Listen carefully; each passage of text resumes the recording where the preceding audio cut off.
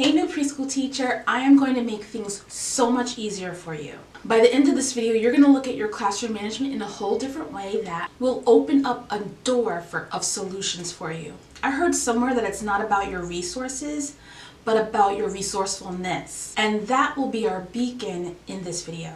You're not going to want to miss this, so let's get into it.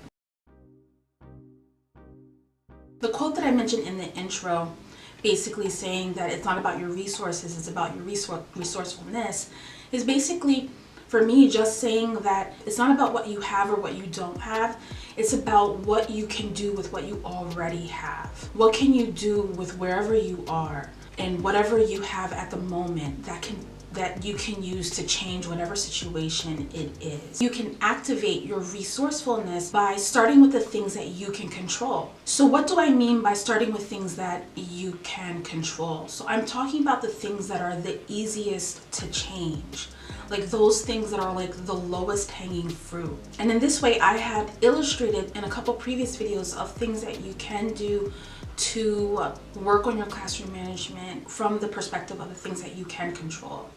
So getting back to that triangle, basically you have, starting from the top, you have the child's inner world, then the child's external world, then you have your words and actions, after that your expectations, and then finally your classroom management systems or pillars. So the things that you can control are those bottom three layers. You can control your classroom management pillars, your expectations, and your words and your action. Those are the three areas where you can create change the most in your classroom. In a lot of situations, the teacher wants to start from the top, which is basically like the child. They want to start there and then try to figure out, well, what is it that I can do for the child to get them to do what I need them to do.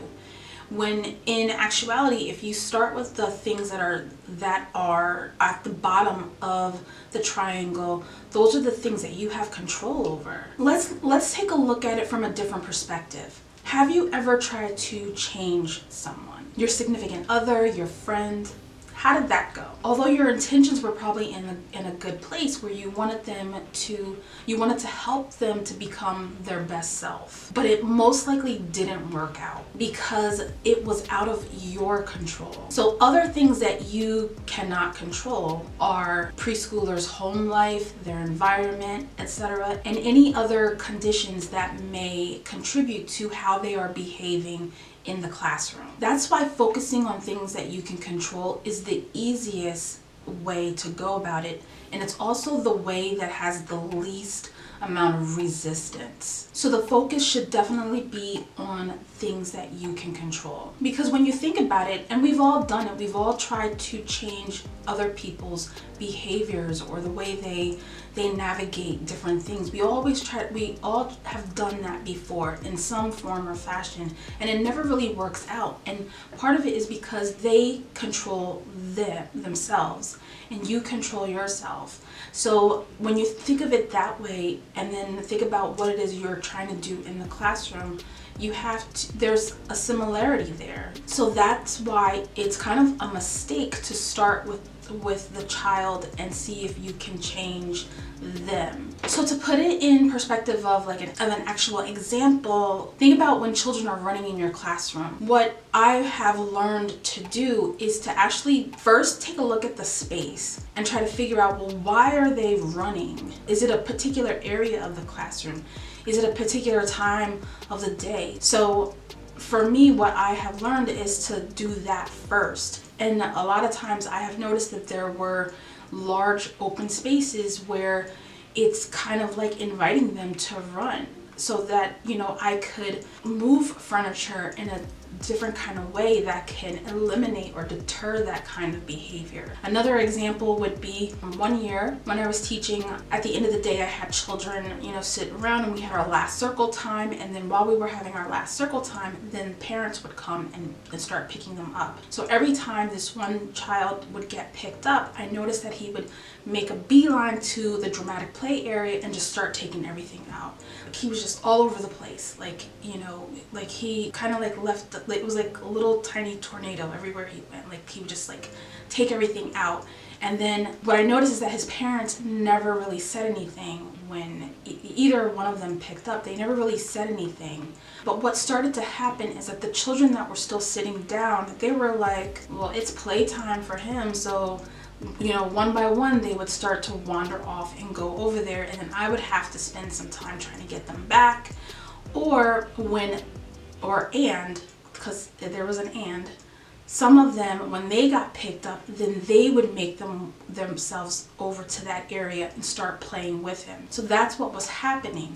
I was thinking to myself, I cannot have that happen. Like, they were fine their whole day, and then at the last 15-20 minutes of school, then all of a sudden everything just gets wrecked. I was like, I can't have that happen, because then we won't end up having a circle time at the end of the day.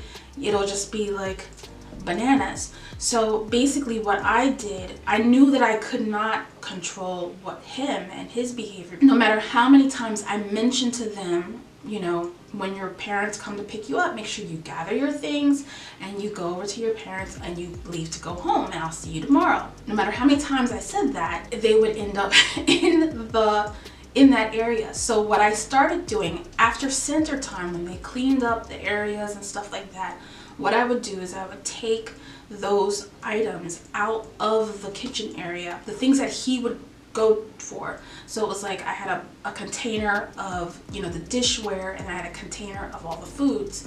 I would take those two containers and put them away right after everybody had cleaned up. So then what happened is, when he went over there and then he didn't see anything, there was nothing for him to play with. So then he just would leave. And then the next day it would happen, and he would find that there was nothing there to play. And it just kept doing that till finally he stopped going over there, because there was nothing there for him to play with. So did I change him? No, I changed the classroom, or the area that he was going towards, and kind of distracting the rest of the children. So that's basically what I'm saying about working on the things that you can control. And that's just, to me, that's like a great illustration of what that means and what I'm trying to say. And that goes for any part of the day, not just when they're running around in an area.